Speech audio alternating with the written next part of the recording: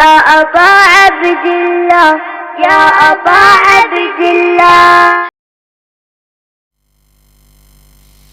اعوذ باللہ من الشیطان الرجیم بسم اللہ الرحمن الرحیم.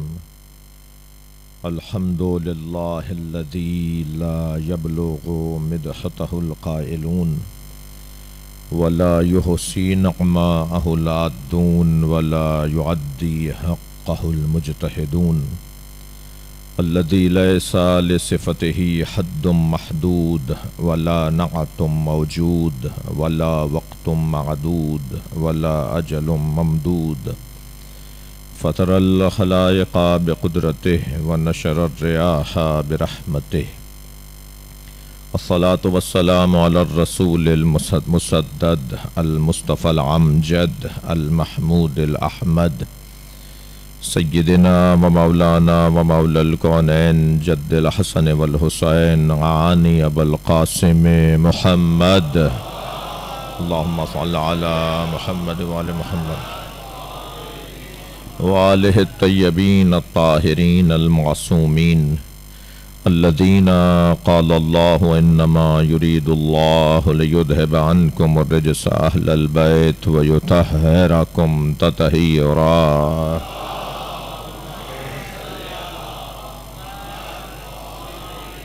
ولعنت اللہ علی اعدائہم اجمعین من یوم عداوتہم الی قیام یوم الدین. اما بعد قال الحکیم فی قرآن الکریم بسم اللہ الرحمن الرحیم.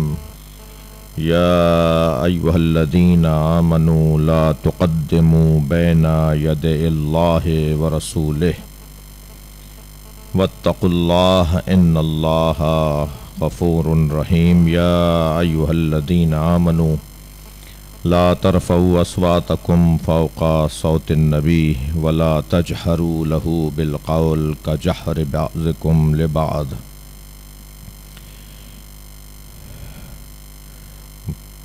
ان تحبط اعمالکم وانتم لا تشعرون. ان الذین یغضون اصواتهم عند رسول اللہ اولئک الذین امتحن اللہ لهم التقوی ولهم مغفرۃ واجر عظیم. صلوات.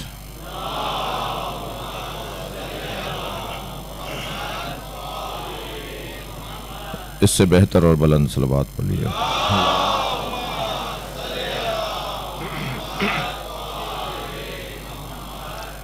سورہ مبارکہ حجرات کی ابتدائی 3 آیتیں میں نے آپ کے سامنے تلاوت کی ہیں. ان آیات کا مفاد اور موضوع عظمت مصطفیٰ ہے. سرکار کا ادب اور نبی کا احترام اللہ چاہتا ہے. جس معاشرے میں بڑے کا احترام نہ ہو اس معاشرے میں بے احترامیوں کی حاکمیت ہوا کرتی ہے. اور بڑا بھی قد سے بڑا نہیں ہوتا. کسی کو فٹوں سے ناپا نہیں جائے گا, انچی ٹیپوں سے ناپا نہیں جائے گا. ہر ایک کے بڑے ہونے کی ایک کیفیت, ایک معیار علیحدہ ہے. اور پھر جسے اللہ بڑا بنائے, جسے اللہ نے بڑا بنایا ہو, جسے اللہ نے یہ کہہ کر بڑا بنایا ہو, فَلَا وَرَبِّكَ لَا يُؤْمِنُونَ حَتَّى يُحَكِّمُوكَ فِي مَا شَجَرَ بَيْنَهُمْ ثُمَّ لَا يَجِدُوا فِي أَنفُسِهِمْ حَرَجًا مِمَّا قَضَيْتَ وَيُسَلِّمُوا تَسْلِيمًا. تمہارے رب کی قسم وہ مومن ہی نہیں ہو سکتا جو, اے میرے حبیب, جو تمہیں اپنے معاملات اور اختلافات میں تمہیں اپنا حکم نہ مانے, تمہارے فیصلے پر جو نہ چلے, جو تمہارے حکم کو نہ مانے, وہ مومن ہی نہیں ہو سکتا. اور لہجہ دیکھیے, تمہارے رب کی قسم وہ مومن ہی نہیں ہے جو اپنے اختلافات میں تمہیں اپنا بڑا نہ مانے. ثم لا یجدوا فی انفسہم حرجا مما قضیت, اور جب تم فیصلہ سنا دو تو پھر تمہارے فیصلے پہ کبھی شک نہ کرے، تردد نہ کرے، بال برابر بھی عدم اعتماد نہ کرے، تمہارے ہر فیصلے کو تسلیم کر لے، اور تسلیم بھی ایسے کرے جیسے تسلیم ہونے کا حق ہے۔ یہ بڑا اللہ بڑا بنا رہا ہے نا۔ اللہ نے سرکار کو ہمارا بڑا بنایا ہے۔ ہمارا بڑا کون ہے؟ صلوات پڑھیں ذرا نبی کی ذات پر۔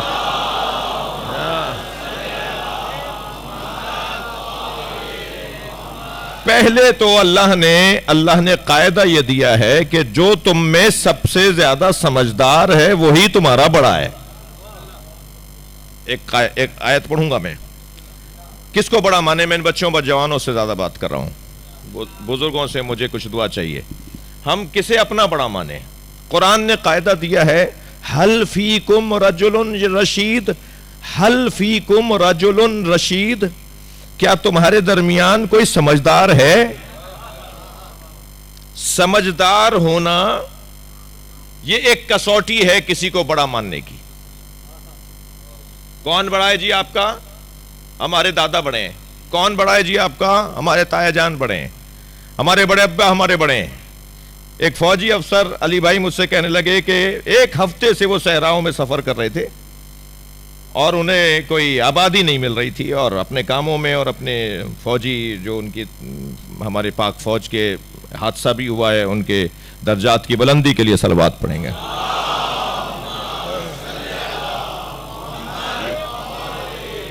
تو کہنے لگے بہت دن بعد ہمیں ایک گھر نظر آیا، ایک بہت بڑی باڑ لگی ہوئی ہے، اور ایک لگا کہ یہاں کچھ لوگ رہتے ہیں۔ تو ایک بڑا سا دروازہ ٹین کا لوہے کا تھا کہ ہم نے اسے بجایا تو ایک بچہ باہر آیا۔ تو بچے سے وہ کہتے ہیں میں نے بچے سے کہا کہ بیٹا کسی بڑے کو بھیجو۔ اس نے کہا آپ کہیے آپ کو کیا کام ہے، آپ فرمائیں، آپ کی کیا ہم خدمت کر سکتے ہیں۔ تو وہ فوجی افسر کہنے لگے، میں نے اسے کہا بیٹا آپ کے گھر میں کوئی بڑا ہوگا اسے بھیج دو۔ تو پھر اس نے یہی بات کی کہ آپ مجھے فرما دیجئے، آپ کہیے تو صحیح ہم کیا کام آئے آپ۔ کہنے لگے جب میں نے 3-4 دفعہ اصرار کیا تو وہ اندر گیا اور ایک اونٹ کو پکڑ کر لے آیا۔ کہنے لگے ہمارے گھر میں یہی بڑا ہے۔ آپ بڑا کسے کہتے ہیں بھائی؟ صلوات پڑھیں ذرا محمد وآل۔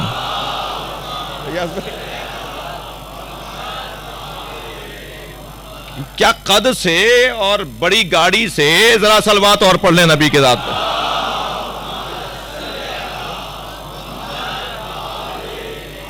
کیا پیمانہ ہے؟ میری خوش قسمتی ہے کہ مجھے سننے کے لیے جوانوں کی تعداد غالب ہے، اور یہی وہ دور ہوتا ہے جب اپنے اصول مرتب کیے جا رہے ہوتے ہیں۔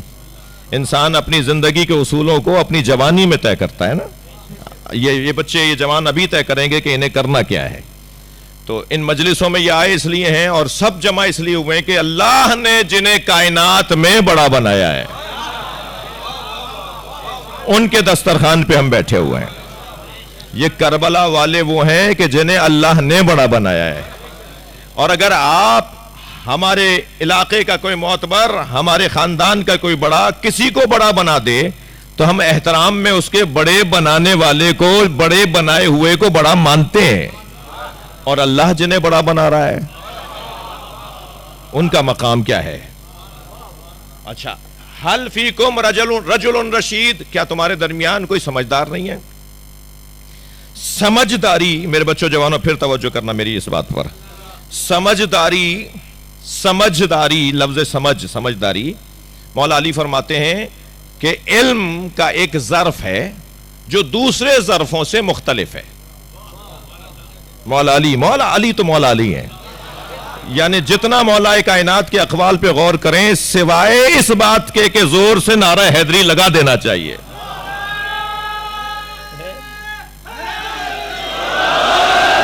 اور کوئی بات سمجھ میں ہی نہیں آتی ہے۔ مولا کے فضائل سننے کے بعد، مولا کی باتیں سننے کے بعد، اور مولا علی کی باتیں بھی علی ہیں۔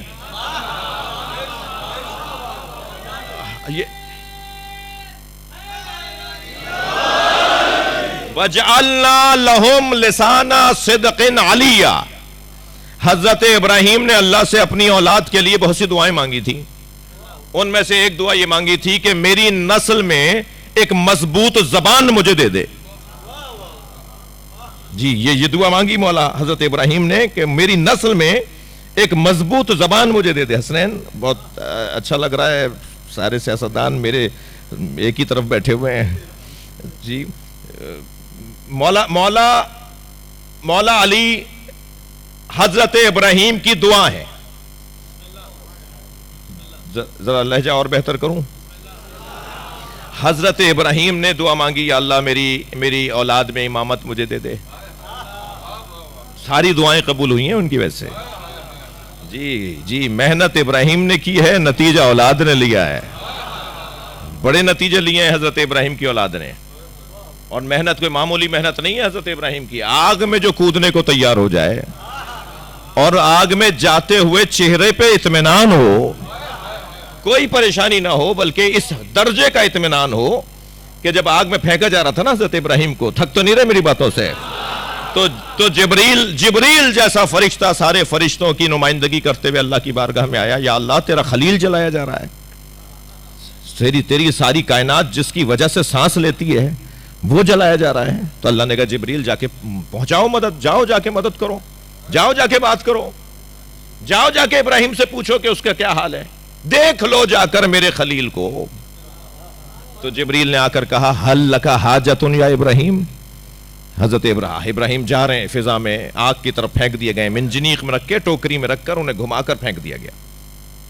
تو جبریل نے آ کر کہا حل لکا حاجت یا ابراہیم, اے ابراہیم کوئی حاجت ہے؟ تو حضرت ابراہیم نے بے ساختہ فرمایا اما الیک فلا, ہاں ہے مگر تم سے نہیں ہے. کیا اطمینان ہے, کیا اطمینان قلب ہے. کہا پھر کس سے؟ جبریل نے کہا پھر کس سے ہے آپ کو حاجت؟ فرمایا اسی سے ہے جس نے تمہیں آنے کی اجازت دی ہے. تو کہنے لگے پھر بولو ہمیں, ہم پہنچا دیتے ہیں اللہ کی بارگاہ ہمیں. اچھا دیکھیے یہاں ایک اور پیغام دینا چاہوں گا. میرے اور آپ کے لیے تو وسیلے کی ضرورت ہے, محمد اور علی کے لیے نہیں ہے. وہ تو ڈائریکٹ بات کریں گے نا اللہ سے. اور جو اپنے قد کو نہ پہچانتا ہو, جو اپنی حیثیت کو نہ پہچانتا ہو اور کہتا ہو ہمیں اللہ ہی کافی ہے, بھائی اللہ کافی ہے. جنہیں بولنے کا حق تھا انہوں نے نہیں بولا. جی اگر قرآن میں اللہ کافی ہے کی آیت ہے, آدھا قرآن پڑھ کر نتیجہ نکالنے والا مسلمان نہیں ہوتا. اگر قرآن میں الیس اللہ کافن عبدہ یہ آیت ہے قرآن میں, کیا اے میرے بندے تیرے لیے اللہ کافی نہیں ہے, تو یہ ہر بندے کی بات نہیں ہو رہی. اپنی بندگی کو اس معراج پر لے آؤ کہ پھر اللہ تمہارے لیے کافی ہو جائے. ہر بندے کی بات نہیں ہے یہ. جس قرآن میں, اچھا بات سے بات اور پھر بات لطیف ہے تو مجھے کرنے دیں. جس قرآن میں اللہ نے کافی ہونے کا کہا ہے کہ کیا میرے بندے اللہ تیرے لیے کافی نہیں ہے, اسی قرآن سورہ رات کے اندر اللہ نے کہا کہ رسول کی رسالت پر اللہ کافی ہے, اور وہ کہ جس کے پاس پوری کتاب کا علم ہے. اللہ نے اپنے ساتھ کسی کو گواہ رسول بنایا ہے. اچھا وہ اللہ جو کہہ رہا ہے میرے بندے کیا تیرا اللہ تیرے لیے کافی نہیں ہے, وہی اللہ نبی سے کہہ رہا ہے کہ مجھ سے یہ دعا مانگا کرو, رب ادخلنی مدخلا صدق واخرجنی مخرج صدق. یا اللہ مجھے ہر کام میں سچائی کے ساتھ داخلہ عطا فرما, سچائی کے ساتھ خارجہ عطا فرما. وجعلنی من لدنک سلطانا نصیرا. اور یا اللہ نبی سے کہلوا رہا ہے اللہ, یہ دعا مانگو میرے نبی, یا اللہ مجھے اپنی طرف سے مضبوط مددگار عطا فرما. جی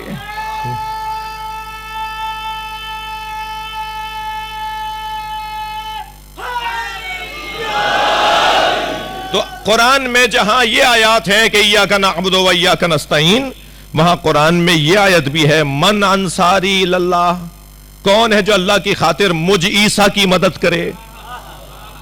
میری اور آپ کی بات نہیں ہو رہی. یعنی ہمیں پورا قرآن پڑھنا ہوگا. میرا اصلی مطلب جو ہے وہ روشن ہے. ہم پورا قرآن پڑھیں گے تو ہمیں عقیدہ ہمارا روشن ہوگا. ہمیں پھر اپنے آپ کو تولنے میں آسانی ہوگی کہ ہم کہاں کھڑے ہیں, ہماری حیثیت کیا ہے. ہم کیا اس درجے کے لوگ ہیں کہ جو یہ کہیں کہ ہمیں اللہ کے علاوہ کسی کی ضرورت نہیں ہے. اللہ بھی نہیں چاہتا کہ اس لہجے میں میرا بندہ بات کرے. میں پھر جملہ دہرا رہا ہوں, میری اور آپ کی حیثیت ہی نہیں ہے کہ ہم اس لہجے میں بات کریں. جب حضرت عبداللہ ابن مسعود رضی اللہ تعالیٰ عنہ نے آ کے سرکار سے کہا یا رسول اللہ کوئی راز کی بات عطا فرمائیں، تسلی دیجئے مجھے باتیں جا رہی ہیں میری. یا رسول اللہ، سرکار عبداللہ ابن مسعود فرماتے ہیں کہ میں نے رسول اللہ کی خدمت میں، راوی وہ ہیں، میں نے کہا یا رسول اللہ مجھے کوئی راز کی بات عطا فرمائیں. سرکار نے فرمایا حجرے میں چلے جاؤ. سامنے حجرہ تھا، فرمایا حجرے میں چلے جاؤ. کہتے ہیں جب میں حجرے میں گیا تو میں نے کیا دیکھا؟ علی سجدے میں ہیں، اور علی حالت سجدہ میں یہ مناجات پڑھ رہے ہیں اللہم اغفر للخاطئین من شیعتی بحق محمد. یا اللہ میرے گناہگار شیعوں کو محمد کے صدقے میں معاف کر دے. جی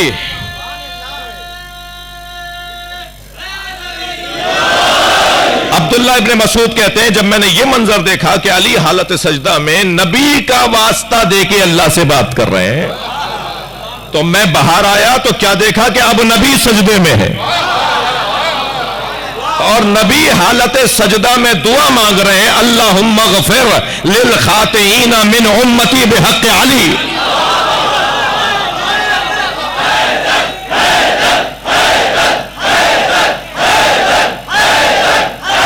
بلندر صلوات پڑھیں گے محمد و آل محمد.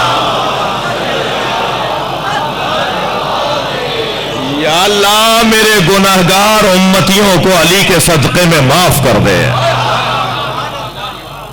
جی جب نبی علی کا واسطہ دے رہے ہو اور علی نبی کو واسطہ بنا رہے ہو تو مسلمان کو بھی اپنا عقیدہ ٹھیک کرنا ہوگا. صلوات پڑھنے محمد و آل محمد پر.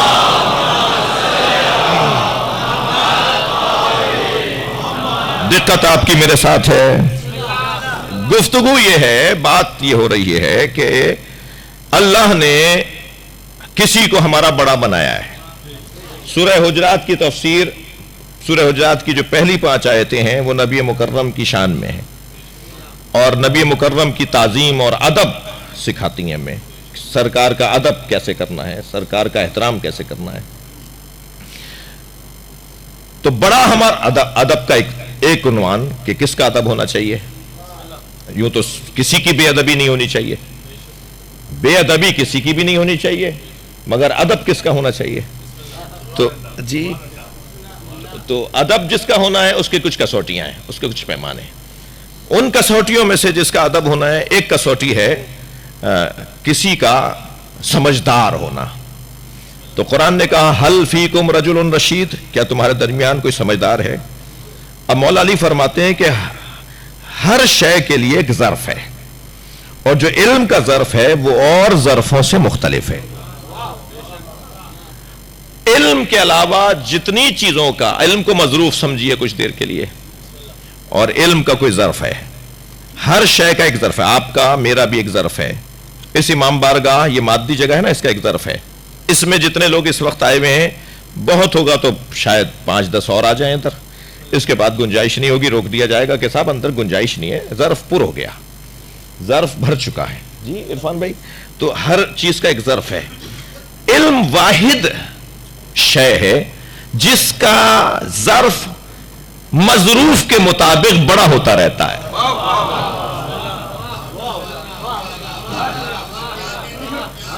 علم واحد مظروف ہے جو ظرف کا پابند نہیں ہے کہ اتنا آ سکتا ہے اور اس سے زیادہ نہیں آ سکتا.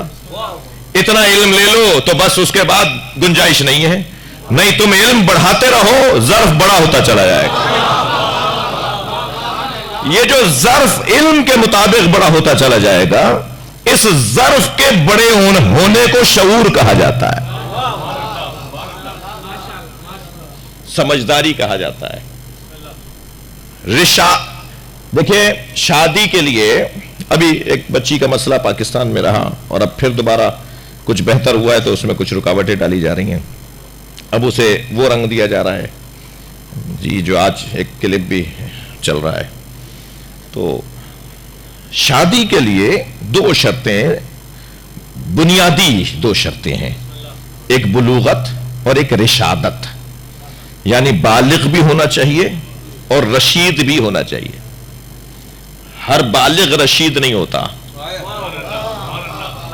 اور آج کے زمانے میں تو وہ جو شریعت نے 15 سال اور 9 سال قرار دی ہے لڑکیوں کے لیے اور لڑکوں کے لیے، تو وہ تو ان سالوں کی بنیاد پر تو بلوغت ہے ہی نہیں آج کل، خاص طور پہ عرب دنیا میں، خاص طور پہ جہاں غذاؤں کا کچھ ذرا فرق ہوتا ہے وہاں بلوغت جلدی ہے. تو بالغ ہونا ضروری نہیں ہے، یہاں تو بحث ہی بالغ ہونے پہ ہو رہی تھی نا، بالغ ہونا ضروری نہیں ہے جی. بالغ ہونا اور راشد ہونا، رشید ہونا اور رشیدہ ہونا یہ ضروری ہے، یعنی سمجھدار ہونا، یعنی سمجھدار ہونا. تو ایک وقت ہوتا ہے جس کے بعد انسان سمجھدار ہو جاتا ہے، کچھ اس کے اندر سنجیدگی آ جاتی ہے، کچھ معاملات کو وہ جمع و تفریق کرنا شروع کر دیتا ہے، اچھائی برائی کو وہ محسوس کرنا شروع کر دیتا ہے. میں ان بچوں اور جوانوں سے کہوں گا، اور مجلس میں میری بچیاں بھی بیٹھی ہوئی ہیں، ہماری بیٹیاں بھی بیٹھی ہوئی ہیں، کہ اللہ نے جو بڑوں کا اور بڑے کا نظام بنایا ہے نا، اس میں ہمارا ہی فائدہ ہے، وہ ہمارے ہی حق میں ہے اگر کسی کو ہم بڑا مانیں گے تو. وقت بہت تیزی سے گزر جاتا ہے، ہر لمحے انسان کی زندگی میں تبدیلیاں ہیں، ہم اسے وہ فیصلہ لیں کہ جو ہمارے بڑوں سے مشوروں کے بعد ہو. اور بڑوں سے بھی گزارش کروں گا کہ بڑا جذباتی کو نہیں کہتے، جذباتی ہو کر بڑے پن کو ثابت نہ کریں، بلکہ بچوں کے احساسات کا خیال رکھیں، ان کے جذبات کا خیال رکھیں، ان کے احساسات اور جذبات کا احترام کریں.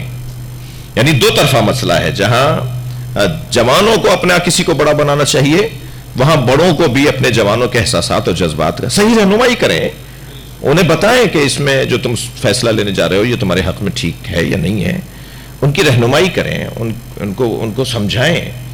ورنہ معاشرہ بہت عجیب سمت پہ جا رہا ہے. ذمہ داران بیٹھے ہوئے ہیں، سابقہ اور موجودہ سیاستدان تشریف فرما، سیاستدان تو ابھی بھی ہیں مگر یعنی اختیارات کے حوالے سے عرض کر رہا ہوں، اور یہ تو ہوتا رہے گا، کبھی یہ اور کبھی وہ. تو میں صرف اتنا عرض کروں گا کہ ماضی میں سمجھانے والے زیادہ تھے اور آج بہکانے والے زیادہ ہیں. جی عرفان بھائی، ماضی میں سمجھانے والے زیادہ تھے، دادا ساتھ رہتے تھے جی، پردادا ساتھ ہوتے تھے، تائے ابا ساتھ ہوتے تھے، چھوٹے ابا ساتھ ہوتے تھے جی، بڑے ابا ساتھ ہوتے تھے جی، تائیاں، دادی، چھوٹی دادی بھی ہوتی تھیں، وہ ابا کے چاچا کی بیوی، وہ چھوٹی دادی بھی ساتھ ہوتی تھیں. پہلے گھر جو ہے وہ چھوٹے ہوتے تھے، دل بڑے ہوتے تھے. اب گھر بڑے ہیں اور دل چھوٹے ہیں جی، گھر بڑے بڑے ہو گئے ماشاءاللہ جی. یہ جو کمزوری معاشرے کی سامنے آ رہی ہے، یہ انتہائی خطرناک کمزوری ہے. سمجھانے والے، بات بات میں ٹوکنے والے، بات بات میں نظارت رکھنے والے لوگ زیادہ ہوا کرتے تھے، آج بہکانے والے زیادہ ہیں اور سمجھانے والے کم ہیں. اور میں اہل بیت کے چاہنے والوں سے اگر مجھے کسی قابل مانے تو ذرا سخت لہجے میں بھی عرض کر رہا ہوں، اور جو مجھے کسی قابل نہیں سمجھ رہے ان سے میں التماس کے لہجے میں کہہ رہا ہوں کہ اہل بیت کے چاہنے والوں کے ہاں اولڈ ہاؤس کا لفظ ہونا ہی نہیں چاہیے.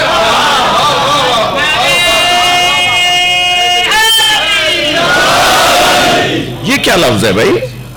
یہ ہم نے تو نہیں سنا تھا یہ لفظ، اس کا ہم سے تو کوئی تعلق نہیں ہے کہ بڑوں کو جمع کرا دو کسی ہاؤس میں جا کر.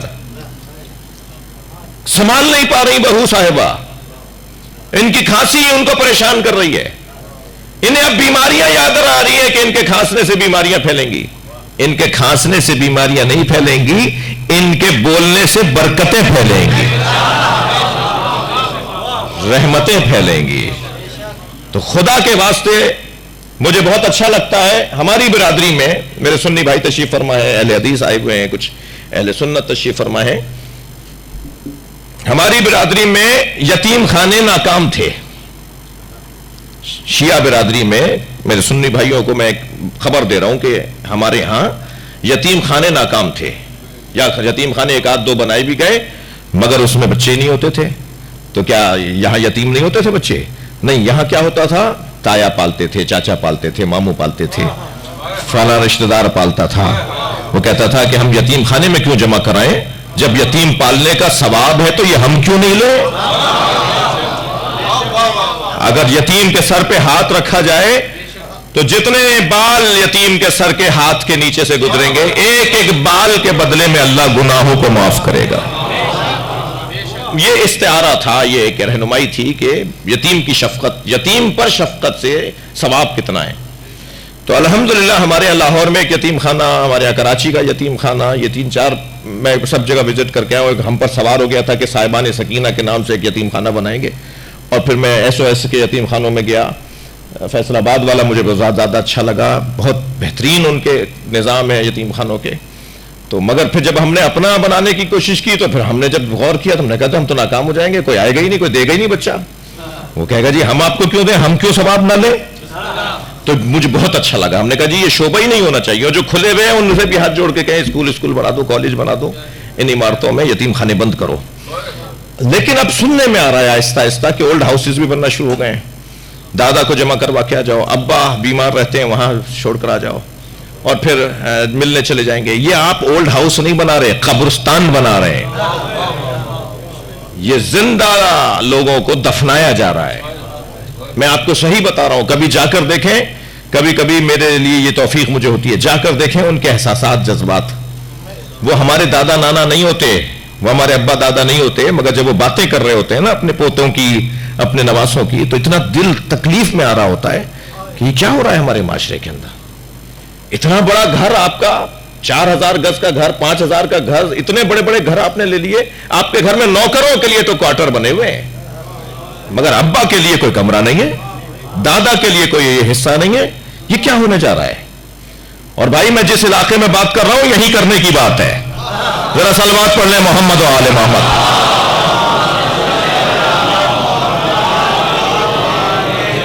اس سے بہتر اور بلند صلوات نبی کی ذات۔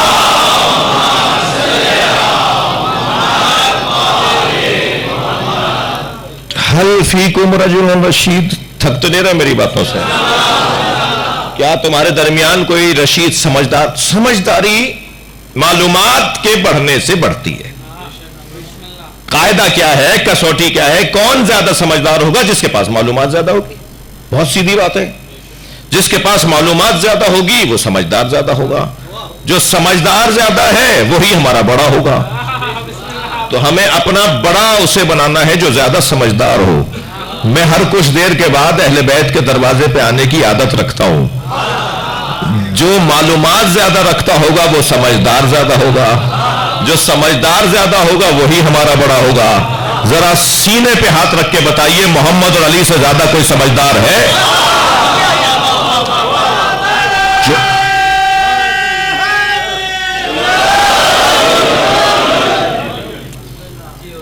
جن کے پاس علم وحبی بھی ہے، جن کے پاس علم لدنی بھی ہے، جن کے پاس اللہ کا بلا واسطہ دیا ہوا علم ہے، بلکہ میں اپنی عقیدت نہیں قرآن کی آیت کا سہارا لے کر اپنے عقیدے کا اظہار کروں۔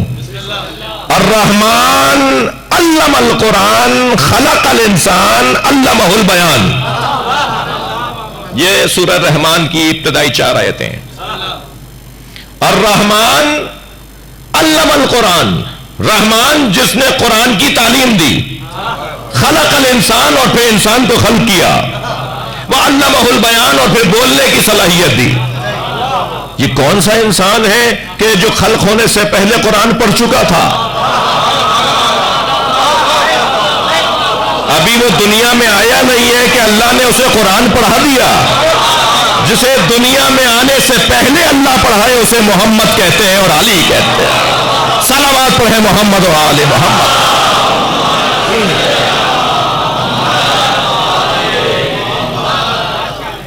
مفسرین نے لکھا ہے کہ علم القرآن، الرحمن علم القرآن، علم القرآن سے مراد سرکار دو جہاں کی ذات، خلق الانسان سے مراد سرکار دو جہاں کی ذات۔ یعنی پہلے قرآن پڑھایا اللہ نے، یہ قرآن ہے بھائی، یہ میرا کلام نہیں ہے جو آئندہ ایڈیشن میں ٹھیک ہو جائے گا، یہ ٹھیک ہی ایسا ہے کہ اس پہ شک کرنے والے پہ شک ہوتا ہے، اس پہ کوئی شک نہیں کرے گا، لا ریب فیہ ہے، یہ اس پہ شک نہیں ہوگا، یہ قرآن ہے۔ ترتیب میں پہلے قرآن پڑھایا گیا ہے، پھر خلق کیا گیا انسان کو۔ تو قرآن پڑھا کر جس انسان کو خلق کیا وہ اللہ نے نبی کو قرآن پڑھایا اور پھر نبی کو خلق کیا. علمہ البیان. بہت دیر لگائی میں نے، میں اپنے نتیجے پر آ رہا ہوں. علمہ البیان، اور پھر وہ اللہ جس نے قرآن پڑھا کر انسان کو خلق کیا تھا، اس نے ہی بولنے کی صلاحیت دی ہے. یہ بولنے کی صلاحیت کسے دی ہے؟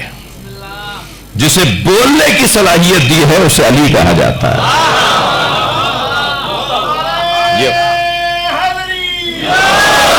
یہ علمہ البیان یعنی جس کو بیان کی صلاحیت دی ہے.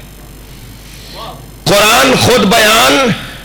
صبح کی مجلس میں انوار صاحب، علی متقی جعفری صاحب کے ہاں ایک مجھ سے جملہ ہوا، اس مفہوم کو تکرار کر رہا ہوں، اس مفہوم کو تکرار کر رہا ہوں. انشاءاللہ صبح بھی تشریف فرما ہوں گے علی بھائی انشاءاللہ. تو نبی کو اللہ نے 2 معجزے دیے ہیں. نبی کے 2 معجزے ہیں، ایک قرآن، ایک علی. قرآن بھی نبی کا معجزہ اور مولا علی بھی نبی کا معجزہ. قرآن کو اللہ نے تبیان کہا ہے اور علی کو اللہ نے بیان کہا ہے. تبیان لکل شیء، تبیان لکل شیء. قرآن کو اللہ کہہ رہا ہے یہ ہر شے کا تبیان ہے، یعنی بیان ہے. اور علمہ البیان، اور ہم نے انہیں بیان کا علم دیا ہے.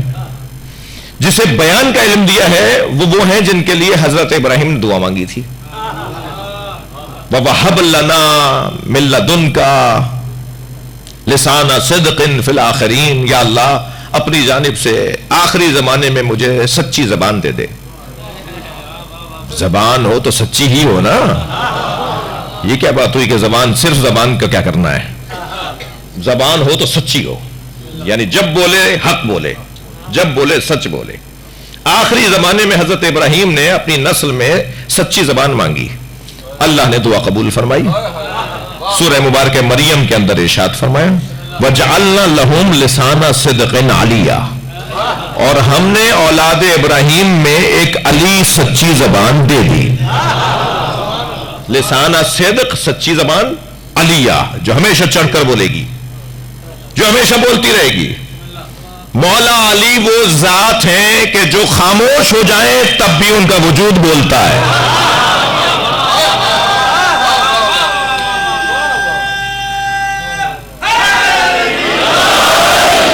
24 سال تک علی خاموش رہے. میں کہتا ہوں علی خلقی نہیں ہوئے خاموش رہنے کے لیے. جو زبان ہو، جو بیان ہو، جس کا کام ہی سمجھانا ہو، وہ خاموش کیسے رہے گا؟ ہاں ممکن ہے زبان نہ بول رہی ہو ان کی، مگر ان کا پورا وجود بول رہا تھا. جی بیان کا لفظ، حسنین آپ کو ہدیہ کر رہا ہوں آپ کے بابا کی صحت کی دعا کے ساتھ.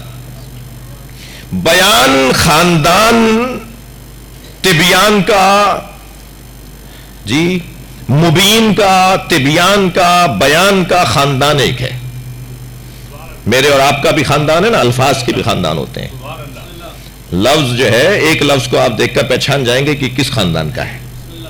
اس کے دوسرے چچا کو بھی پتہ چل جائے گا، اس کے ماموں کا بھی پتہ چل جائے گا، اس کے رشتہ داروں کا بھی الفاظ ہمارے اور آپ کی طرح. تبیان، بیان، جی مبین، جی کتاب مبین قرآن کو کہا گیا ہے. یعنی یہ ہے کتاب مگر بولتی ہے، اس سے روشنیاں پھیلتی ہیں، اس سے وضاحتیں پھیلتی ہیں. جی کل شیء احصیناہ فی کتاب مبین. ہم نے ہر شے کو کتاب مبین میں رکھا ہے. جی کل شیء احصیناہ فی امام مبین. ہم نے ہر شے کو امام مبین میں رکھا ہے. جی یہ کتاب مبین بھی ہے، امام مبین بھی ہے. قرآن بھی نبی کا معجزہ ہے، علی بھی نبی کا معجزہ ہے. اچھا کیسے نبی علی مولا نبی کا معجزہ ہے؟ اس زمانے میں بڑا آدمی وہ ہوتا تھا جسے بولنا اچھا آتا تھا. جی ہر زمانے کے حساب سے معجزہ ہوا ہے نا نبیوں کے. تو اس زمانے میں جو اچھا بولتا تھا وہ بڑا آدمی ہوتا تھا، لہذا باقاعدہ لے جایا جاتے تھا اپنا ساتھ کہ بھئی ان کو لے کے چلو، وہ بولتے زیادہ اچھا ہیں. تو مولا کائنات وہ ذات ہیں کہ جنہیں نظم میں بھی سب سے اچھا بولنا آتا تھا اور نثر میں بھی سب سے اچھا بولنا آتا تھا. علی بعض اوقات پورا طویل خطاب نظم کی صورت میں کرتے تھے. یعنی ہر بات جو مولا کے منہ سے نکلتی تھی وہ مصرے کی صورت میں نکلتی تھی. اور بعض اوقات طویل خطاب حضرت کا ہوتا تھا جو نثر کی صورت میں ہوتا تھا. اور کبھی کبھی تو لوگوں کو احساس ہی نہیں ہو پاتا تھا یہ علی نظم میں بات کر رہے ہیں یا نثر میں. اگر میری بات پر آپ چاہتے ہو تصدیق کریں تو نہج البلاغہ جا کے دیکھیں. نہج البلاغہ میں 110 جملے ہیں مولا علی کے خطبہ حمام میں جو فی البدی علی بولتے چلے جا رہے ہیں اور ہر جملے کا اختتام ہم وزن قافیے پہ ہو رہا ہے. یعنی قافیوں کے ساتھ بول رہے ہیں, ردھم کے ساتھ بول رہے ہیں. تو بولنا والا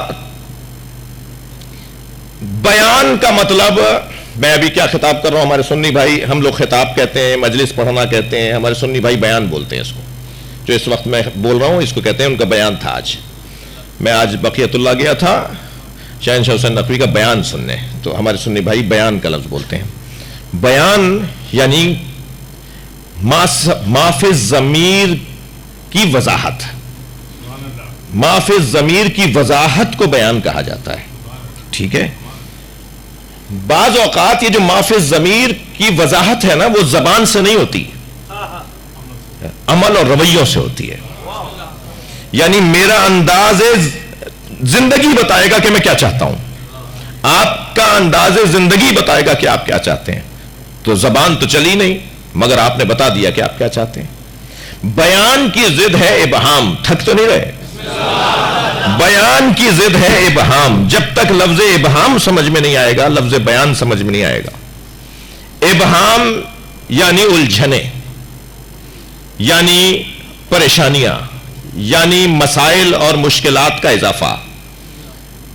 آپ نے جانور دیکھا ہے نا, اس کی رسی اگر آپ چھوڑ دیں, مثلا کوئی آپ تصور میں لے آئیے, کوئی جانور, پالتو جانور ہی لے آئیے, کوئی چوپایا جانور, اس کی رسی آپ چھوڑ دیں, کبھی وہ یہاں جائے گا, کبھی برعکس یہاں جائے گا, کبھی اس طرف چلا جائے گا, کبھی اس طرف چلا جائے گا, کبھی اس میں منہ مارے گا, کبھی اس کو ٹکر مارے گا, کبھی اس کے جو ہے وہ کھانے میں منہ ڈالے گا جا کے. بھائی کیا کر رہے ہو, اسے خود نہیں پتا کیا کر رہا ہے. جسے یہ پتہ ہی نہ ہو کہ وہ کیا کر رہا ہے اسے عربی زبان میں بہیمہ یعنی جانور کہتے ہیں. بھائی تجارت کیوں کر رہے ہو, پتہ نہیں. پڑھ کیوں رہے ہو, پتہ نہیں. یہاں کیوں آئے ہو, پتہ نہیں. جس کو یہ پتہ ہی نہ ہو کہ پڑھ کیوں رہا ہے,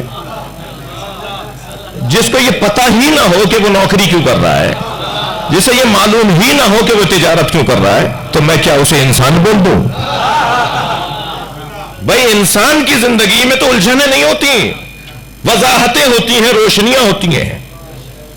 اگر اس کے پاس کیوں کا جواب نہیں ہے, مقصدیت نہیں ہے زندگی میں. صلوات پڑھ لیں ذرا محمد وآل.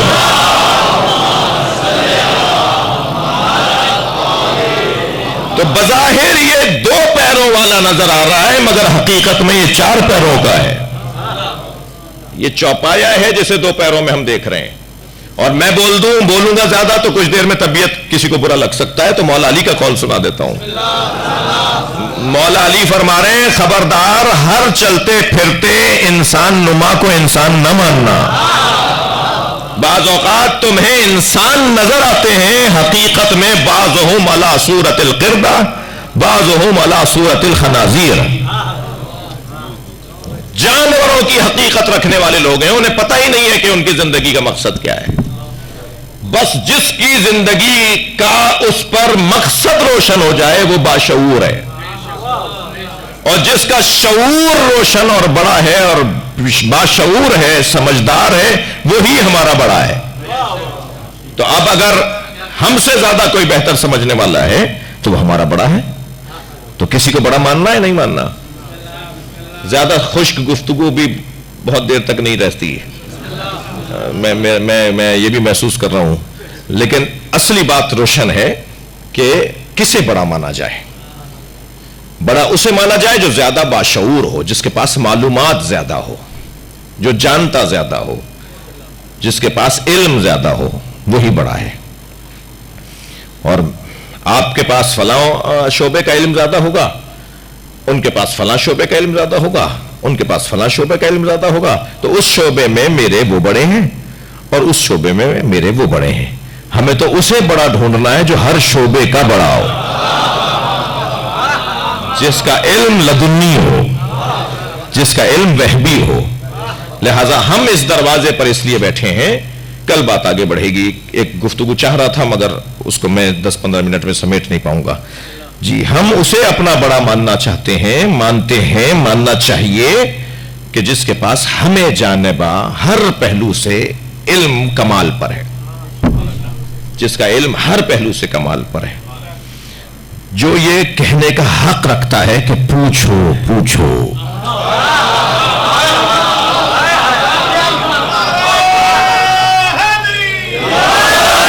بھائی میرا مجمع حاضر مجمع ہے, ایک صلوات پڑھ لیں ذرا محمد والے.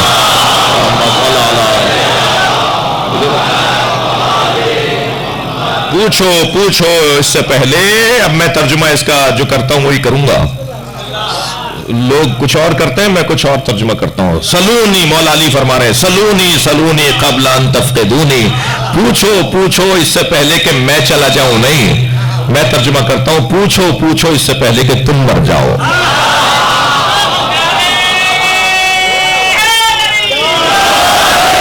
جو مولا علی سے نہیں پوچھے گا مر جائے گا. صلوات پڑھیں محمد و آل محمد.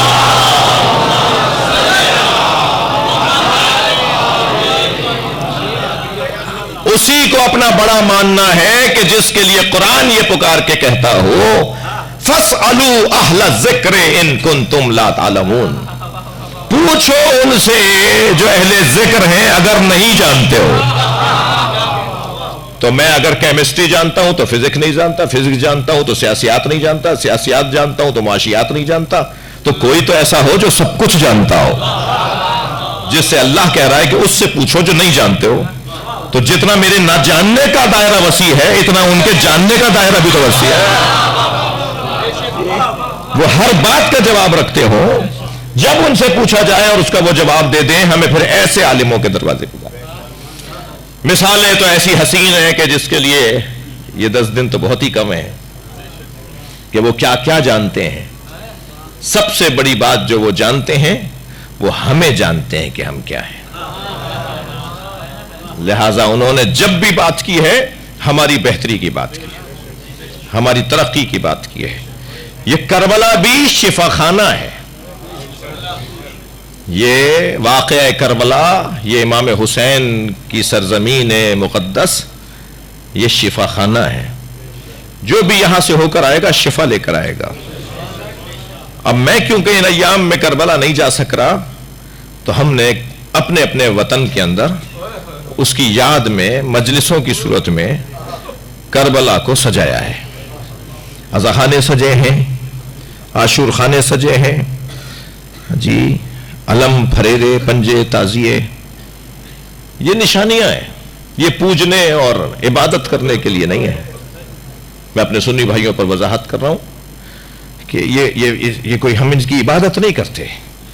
مگر یہ طے ہے کہ جب اس علم کو ہم دیکھتے ہیں, اس پنجے کو ہم دیکھتے ہیں, یہ اگر کسی انگریز کو لا کے یہاں تو زیادہ ایک واجبی حد تک ہے, لیکن قدیمی امام بارگاہوں میں باقاعدہ اذاخانہ سجا ہوا ہوتا ہے, پھریرے اور علم لگے ہوئے ہوتے ہیں. اگر کسی آپ غیر مسلم کو لے آئے نا, خود ذوالجناح جو شبیہ بناتے ہیں, وہ کسی انگریز کو کھڑا کر کے کہیں ذرا اس کو دیکھ کے تبصرہ کرو, تو پہلے تو وہ اس پہ ہی نوٹ لکھتا رہے گا کہ آرٹ ہے, ایک پورا ایک فن ہے, ایک چیز کو سجایا گیا ہے.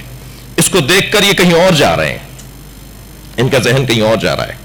یہ پھریرے, یہ تابوت, یہ تعزیے, یہ جھولا, یہ علم, یہ پنجے, یہ ایک استعارہ ہے, ایک علامتیں ہیں جی. اس کو دیکھ کر ہمیں, اور یہ 8 محرم کو نکلے گا اور یہ حضرت عباس سے جڑا ہوا ہے. اچھا وہ پوچھے گا یہ جھولا کیا مطلب ہے, تو بتائیں گے ایک چھوٹا سا بچہ مارا گیا تھا. مثلا وہ انگریز, وہ غیر مسلم پوچھے گا یہ کیا ہے, علم کو پوچھے گا یہ کیا ہے, تو آپ بتائیں گے کہ یہ کربلا میں حسین ابن علی کے لشکر کے سالار کے ہاتھ میں, مولا حسین کے لشکر کے علمدار کے ہاتھ میں علم تھا. یہ اس کو یاد دلا رہا ہے. 85 چیزیں آپ نے بنائی ہوئی ہیں دنیا میں, آپ چلے جائیے یادگاروں کو محفوظ کیا ہوا ہے, اور یادگاروں کو محفوظ کر کے پوری ہسٹری کو دہرایا جا رہا ہوتا ہے. جی صرف مینار پاکستان کو دیکھ لیجیے تو قرارداد پاکستان یاد دیکھنے سے آ گئی نا یاد. تو یادگاروں کو محفوظ کیا جاتا ہے تاکہ اس ماحول میں آپ چلے جائیں, اس دور میں آپ پلٹ کے چلے جائیں. یہ کوئی پوجا پاٹ کے لیے, مجھے معاف کیجیے گا, کوئی بت پرستی کے لیے نہیں ہے. اس کے پیچھے پورا فلسفہ ہے. جی اور پھر وہ پوچھے گا یہ گھوڑے کو کیوں ایسے سجا کے لائے, تو بتائیں گے کربلا میں سب نے ساتھ چھوڑ دیا تھا, مگر یہ جانور ہوتے ہوئے اپنے مالک کا ساتھ نہیں چھوڑ رہا تھا, تنہا نہیں چھوڑ رہا تھا اپنے مالک کو. پوری تاریخ دہرائی جائے گی. آج 4 محرم ہے, با وفا اصحاب کا تذکرہ ہوتا ہے. کربلا میں امام حسین کے اصحاب فرماتے ہیں انی لا ارا اصحابا کا صحابی, جیسے اصحاب مجھ حسین کو ملے ہیں ایسے اصحاب کسی کو نہیں ملے, ایسے اصحاب کسی کو نہیں ملے. کوئی ایک بھی واپس نہیں گیا, بلکہ جب امام نے چراغ بجھا دیا اور فرمایا اندھیرا کر دیتا ہوں تاکہ تم چلے جاؤ, تمہارے چہروں پہ شرمندگی نہ آئے, تو جب چراغ روشن کیا گیا تو سب موجود تھے, اور حبیب ابن مظاہر ان سب کی نمائندگی کرتے ہوئے کہہ رہے تھے کہ اے مولا اگر ہم 70 مرتبہ مارے گئے اور دوبارہ زندہ کیے گئے تب بھی ہم آپ کا ساتھ چھوڑ کر نہیں جائیں گے.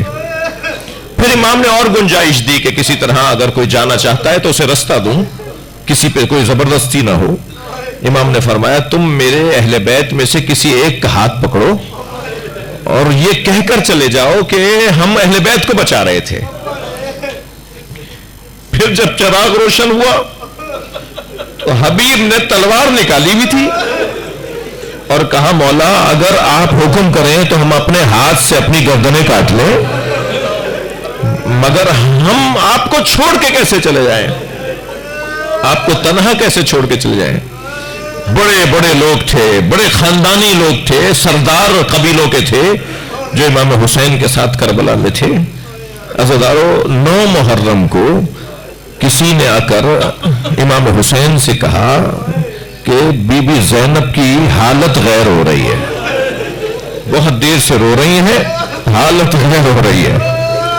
امام حسین جناب زینب کے خیمے میں آئے اور اپنی بہن کے اجرکم اللہ اپنی بہن کی پیشانی پر اجرکم اللہ, اس بھائی کو سنبھالو برابر والا سے, اپنی بہن کی پیشانی پہ ہاتھ رکھا اور پیشانی پہ ہاتھ رکھ کر سورہ شفا پڑھی.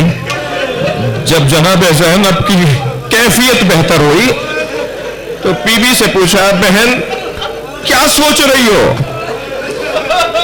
تو جناب زینب نے جو فرمایا ہے ان میں سے ایک بات یہ فرمایا بھائی یزیدی سپاہیوں میں مسلسل اضافہ ہے, کیا آپ کی مدد کرنے کے لیے کوئی نہیں آئے گا.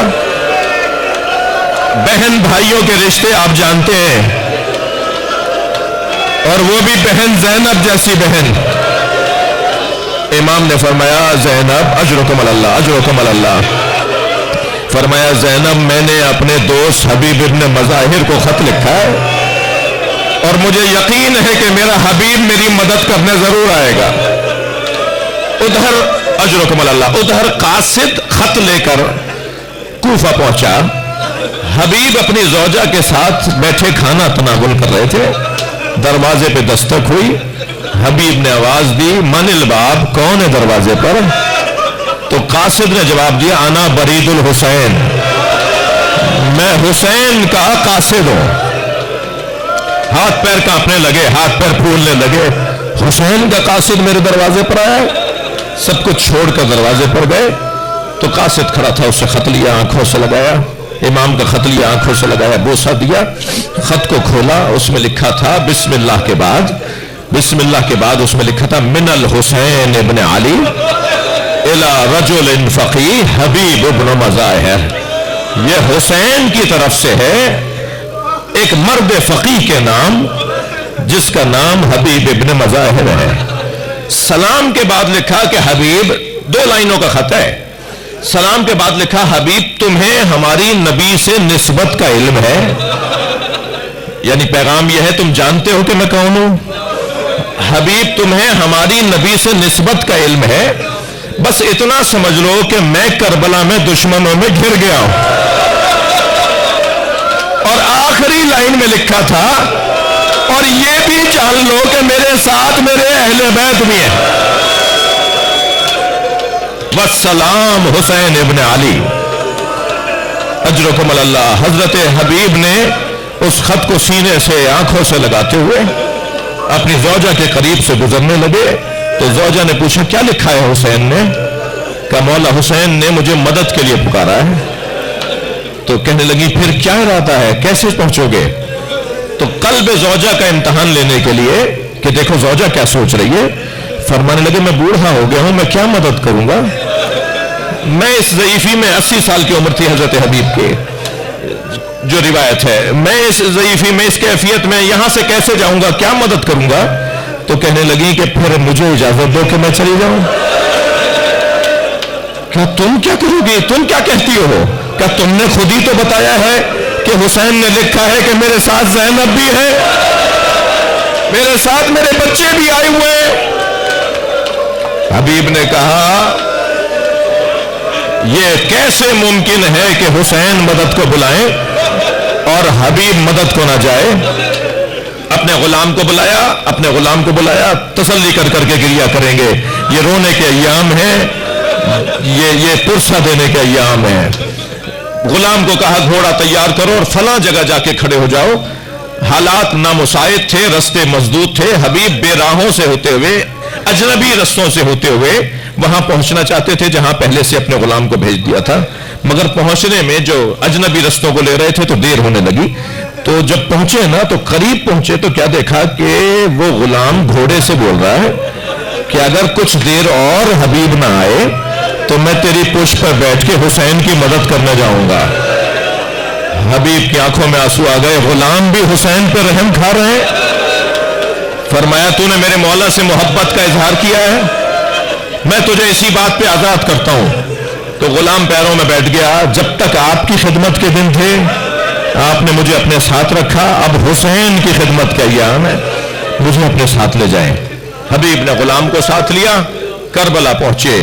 جیسے ہی بہت گریہ ہو گیا، جیسے ہی کوفے کی طرف سے گرد اٹھنے لگی نا تو امام نے اپنی کرسی چھوڑ دی. چند قدم آگے آئے، آواز دی عباس جلدی آؤ، علی اکبر اور سجا جلدی آؤ، میرا عزیز میرا بھائی آ رہا ہے. بڑھ کر حضرت حبیب کا استقبال کیا، گلے لگایا، تکبیروں کی آوازیں بلند ہوئیں، درود و سلام کی آوازیں بلند ہونے لگیں اور حبیب کو خیمہ گاہ کے اندر لے کر آئے، خیمہ گاہ کی طرف لے کر آئے. تو ابھی خیمہ گاہ کے قریب آئے تھے کہ جناب فضا خیمے سے باہر آئیں اور امام حسین سے کچھ بولنے لگی. حسین مولا نے کہا اماں آپ خود کہہ دیجئے. تو فضا آگے بڑھی، حبیب کے قریب گئی اور کہا حبیب تمہیں زینب نے سلام کہا ہے. حبیب نے امامہ اتار دیا. نبی زادیاں اتنی غریب ہو گئی. اجرکم اللہ، اجرکم اللہ. بہت گریہ ہو گیا، مجلس آج کی ہو گئی، مگر میں آپ کو جس روایت تک پہنچانا چاہ رہا ہوں، حبیب کربلا کے میدان میں امام سے اجازت مانگتے تھے. حبیب صحابی رسول بھی تھے، حبیب مولا علی کے چاہنے والے صحابی بھی تھے اور کربلا میں شہید بھی ہوئے ہیں. ازدی قبیلے کے سرداروں میں سے تھے، بڑے لوگوں میں سے تھے. حبیب سردار تھے. تبھی جب امام حسین کا لاشا پامال کیا جانے لگا تو بڑی تعداد میں یزیدی سپاہی نکل کے آئے تھے کہ ہم نے بارہا حبیب کا نمک کھایا ہے، ہم لوگ حبیب کا لاشا پامال نہیں ہونے دیں گے. میں رونے والوں سے پوچھوں اس منزل پہ جناب زینب پر کیا گزری ہوگی؟ کوئی نہیں ہے یزیدی سپاہیوں میں جو یہ کہہ دے کہ ہم نے اس کے نانا سے دین سمجھا، ہم نے اس حسین کے نانا سے اللہ سمجھائے. اجرکم اللہ، اجرکم اللہ. مجلس تو یہاں ختم ہو جانی چاہیے، مگر ایک روایت میرا دل کہہ رہا ہے کہ میں آپ کو سناؤں. کربلا میں حبیب شہید ہو گئے، حسین مولا شہید ہو گئے. مولا نے حبیب کے لاشے پر جب لاشا لائے نا تو لاشے پر ایک مرثیہ پڑھا، یا اللہ میں گواہی دیتا ہوں یہ حافظ قرآن تھا، یا اللہ یہ ایک رات میں قرآن ختم کر لیتا تھا، یا اللہ یہ مفسر قرآن تھا.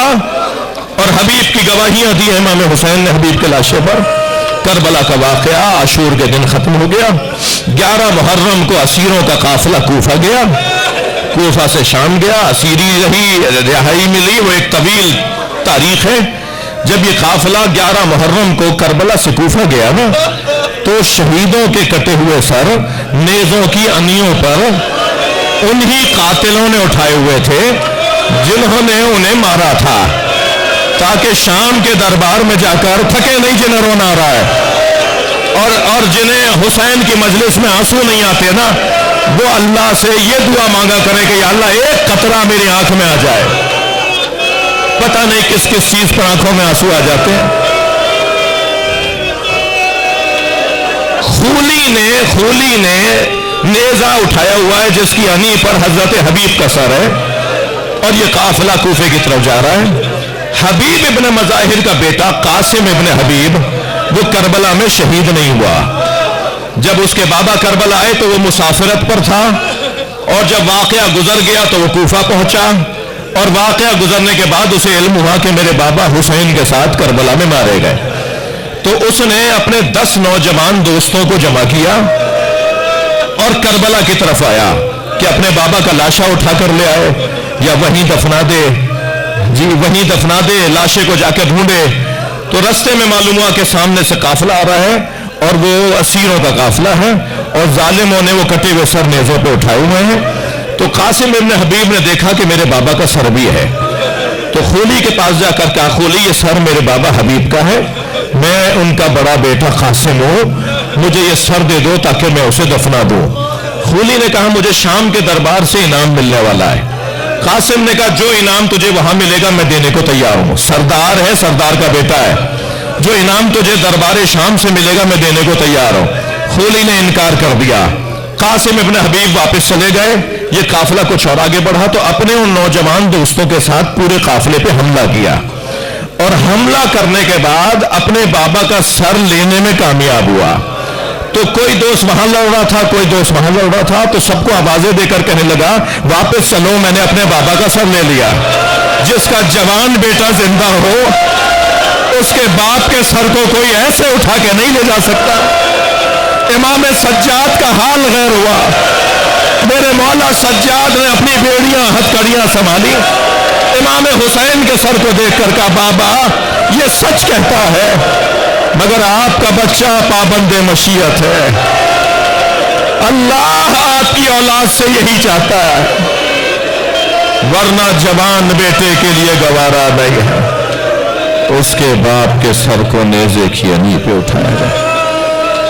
اللہ لعنت اللہ علی قوم الظالمین. یا حسین